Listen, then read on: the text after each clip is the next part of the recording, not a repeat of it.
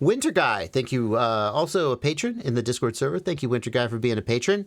I got into FPV after seeing some snowboard videos. I got 3.5 inch to learn to fly. I'd love to build a 5 inch to follow snowboarders in the winter. How would you approach some happy medium between a freestyle and cinematic drone? Something capable of smooth flight, but also can keep up with the riders.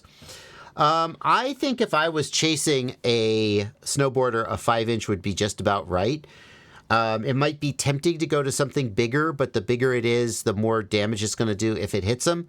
And like that's always a possibility. But I think a 5 inch, maybe you could get something that takes 5.5 inch props, like a slightly bigger frame, and build a 5.5 inch. Could be pretty sweet. And then, as far as, motors and so forth goes, it's going to be pretty standard stuff.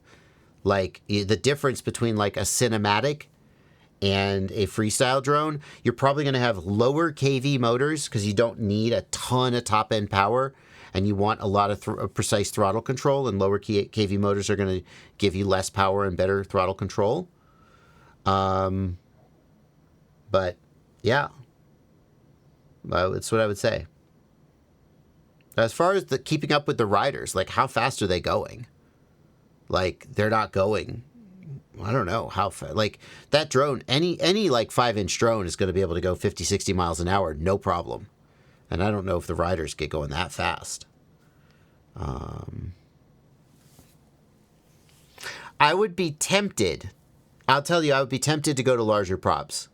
Like I think a 5 inch will do it, but I might be tempted to build a 6 inch and just be careful that I don't hit the riders.